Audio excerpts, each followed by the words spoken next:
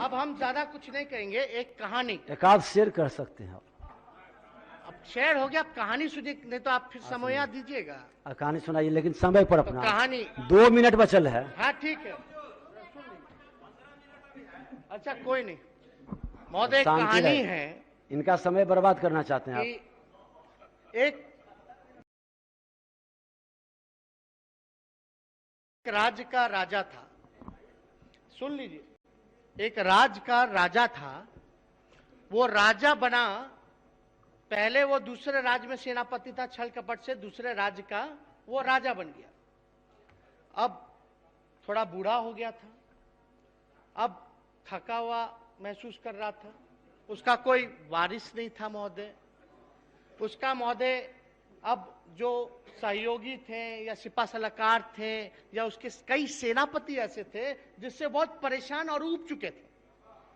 तो एक दिन हुआ क्या कि राजा कहते हैं अपने खास 1 मिनट बचा है। एक कहा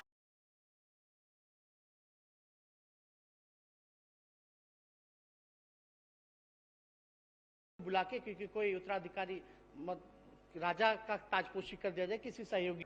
वो सेनापति आता है राजा के पास कि ऐसा है, हमको बनाइए हमको बनाइए, और ब्लैकमेल करने लगता है। उसका पुराना कोई गलती होगा उसको गिनाते हुए। तो राजा बड़ा परेशान हो जाता है। फिर बोलता है भाई हम किसी को मन में मानता है कि हम किसी को अब राजा नहीं बनाएंगे।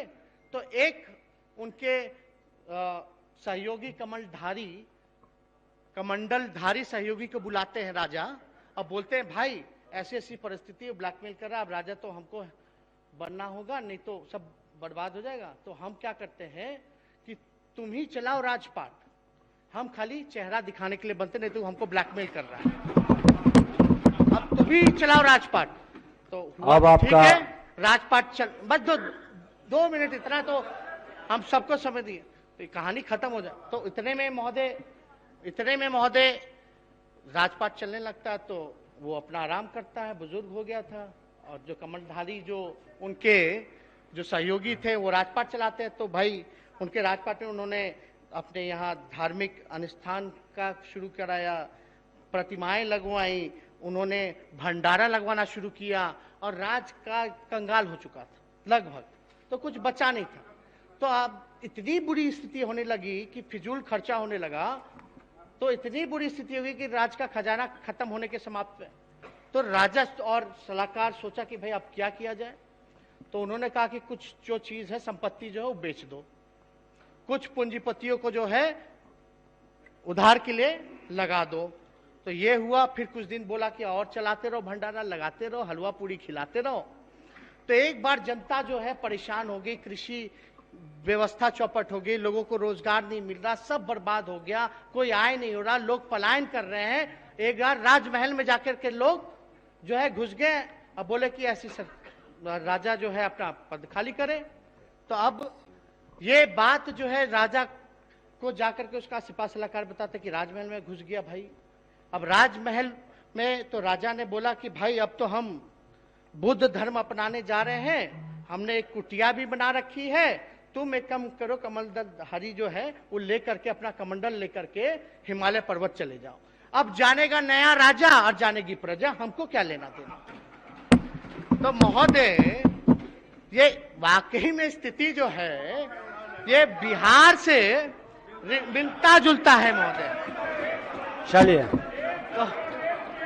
तो महोदय आप शांत रहे। तो महोदय तो लगता ऐसे ही है कि भाई चल नहीं पा रहे, थक चुके हैं। कोई कुछ कहता है, कोई कॉन्ट्रास्टिंग आइडियोलॉजी है, कोई कॉन्ट्रास्टिंग कैरेक्टर है, वो उसका नहीं मान रहा, वो उसका नहीं मान रहा, आपस में अपने ही दल के विधायक मंत्रियों पर आरोप लगाते हैं। चलिए अब समाप्त करिए। तो लोग परेशान हो चुके। तो महोदय हम बस चाहेंगे कि भ्रष्टाचार, गरीबी, बेरोजगारी, किसान, पलायन, आईटी सेक्टर, इंडस्ट्री, महंगाई, आखिर इतना हर शिक्षा, चिकित्सा, हर चीज में बिहार सरकार फिसड्डी है। और ये बजट का खाली रूप खाली देते जा रहे हैं कि इतना इतना है। जरा जिन मुद्दों को हम लोगों ने उठाया है इस पे ये सटीक जवाब दे, जिन आंकड़ों को हम लोगों ने पूछा है उस पर ये जवाब दे। अब अधिकारी अब अधिकारी कुछ भी करते रहते हो, लेकिन अधिकारियों का अब क्या है, अब समाप्त जो करिए। सच्चाई है वो सदन में बोले। तो बहुत बहुत धन्यवाद। जय हिंद। नमस्कार, मैं हूं मानक गुप्ता। अगर आपको हमारा ये वीडियो पसंद आया हो तो इसे लाइक और शेयर जरूर करें, और हां, हमें सब्सक्राइब और फॉलो करना ना भूलें ताकि आप देश और दुनिया की कोई खबर मिस ना करें। तो जुड़े रहिए हमारे साथ और देखते रहिए News 24।